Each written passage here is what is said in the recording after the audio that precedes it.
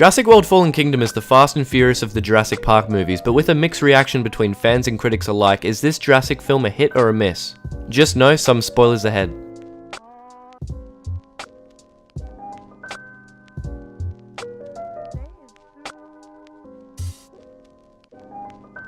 The film follows up on 2015's Jurassic World, set some years into the future. The film's plot involves the main protagonists going back to Isla Nublar, the location of Jurassic World, and rescuing as many dinosaurs as possible before the volcano erupts, wiping out the remaining dinosaurs. J.A. Bayona brings in a fresh spin on the Jurassic Park formula and doesn't rip off The Lost World. There are some parallels to The Lost World and other Jurassic Park movies that can be seen throughout this movie, but there is plenty more new things going on here that some callbacks to the originals isn't too distracting or unnecessary. Many of the characters within the story are admittedly better in Fallen Kingdom than in Jurassic World. Chris Pratt's character, Owen Grady, has been given some more backstory and the movie doesn't constantly tell you how cool he is like in Jurassic World. Bryce Dallas Howard's character, Claire, also makes a return and is now in charge of the DPG, the Dinosaur Protection Group, a group which tries to spread awareness about the dinosaurs and tries to save them from the volcano. Other characters new to Fallen Kingdom are Franklin, a computer technician, and Zia, a paleo veterinarian. Franklin's character seems a bit out of place in this movie, as I feel it's trying to deal with some serious subjects such as extinction of species and animal trafficking, and Franklin seems to be quite a slapstick and annoying character. Think of it like the Jar Jar Binks of the Jurassic World movies. Zia is alright, she's quite similar to Sarah Harding from The Lost World. I have to say that the intro sequence to this movie is one of, if not my favourite opening sequences in any Jurassic Park film. It perfectly sets the tone of the movie and has some really creative scenes. One half is the island sequence of the movie, and I like it a lot as I feel it's paced really well and some of the shots are just so good. The dinosaur sequences in the movie are quite good as well. I've seen many people saying the original only had about 14 minutes of dinosaur footage and that made it a lot better. And yeah, I can somewhat agree with this, but the original Jurassic Park is its own movie and released in a different time. Jurassic World has a new audience as well as the old audience, and they're trying to cater for newer people. The original is more of a thriller movie, whereas the newer Jurassic World movies are more defined as action. The second half of the movie is set in the Lockwood Mansion, and I like a majority of this as well. This is the part of the movie where the audience is introduced to the new genetic hybrid, the Indoraptor. The design of the Indoraptor is really cool and suits the environment in which it causes havoc in. Watching this part of the film, I kept on relating it to old horror and monster movies, especially the scene when it's on the roof and the full moon is in the background. With my point about it being like a monster movie, Steven Spielberg said during the production of Jurassic Park that Jurassic Park wasn't a monster movie. However, with Colin Trevorrow, the director of Jurassic World and also co-writer of Fallen Kingdom, I feel as if he has the theme of monster movie at heart with the inclusion of the Indominus Rex and the Indoraptor in both movies. In Jurassic World, the Indominus Rex broke free of its enclosure and terrorized a fully functioning park with thousands of people, whereas in Fallen Kingdom, the Indoraptor is considerably smaller and smarter than the Indominus, providing many tense scenes. The start of the second half of the movie transports the dinosaurs from Isla Nublar to the Lockwood Mansion in order to auction them off to international buyers so the main villain Mills can fund the future of Jurassic World. This is an interesting concept for a Jurassic movie that we haven't seen before.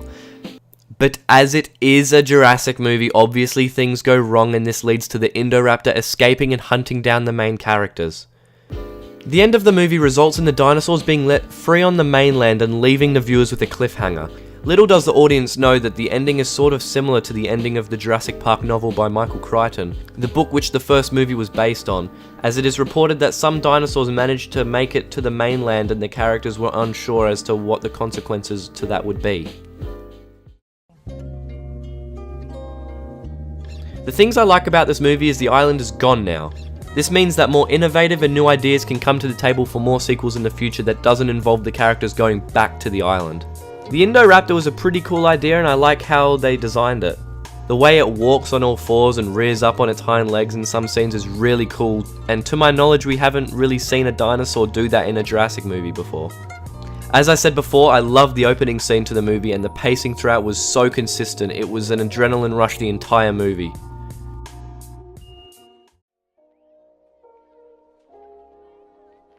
Now for the things I didn't really like about the movie.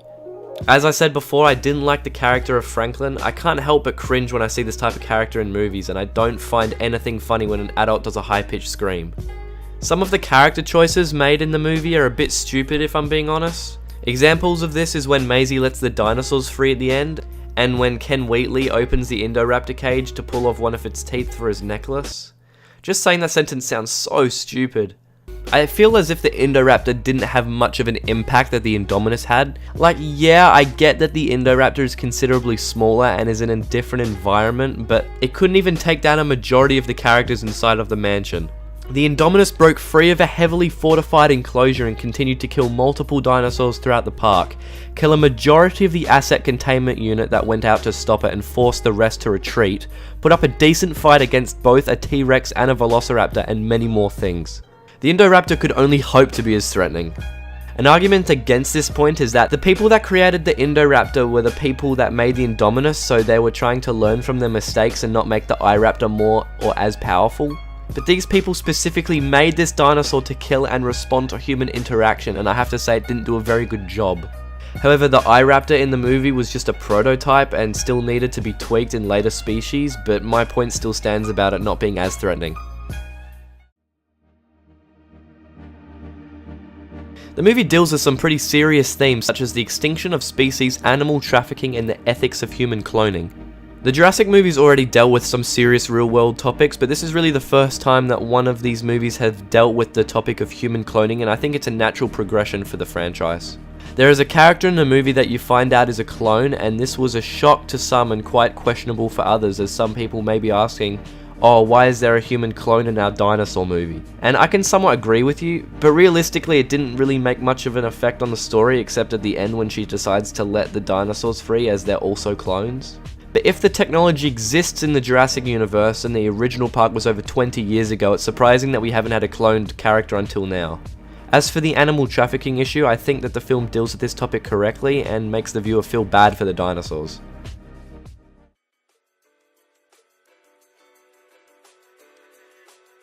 I think that Jurassic World Fallen Kingdom gets a bad rap. I don't think this movie is as bad as people are saying. I genuinely had a great time watching this and I don't think its flaws weigh it down too much. By all means, it's not a perfect movie and it's not the best Jurassic movie, but I think if people can see that these new Jurassic World movies are trying to do something different compared to the original movies, they'll have a lot more fun watching them. I think you can best describe these new Jurassic movies as fun action movies.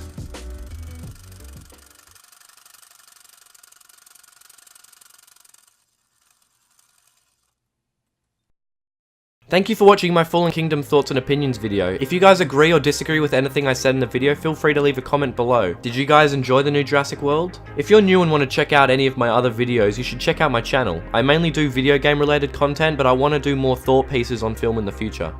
Anyway, thanks again for watching and I'll see you guys in the next one.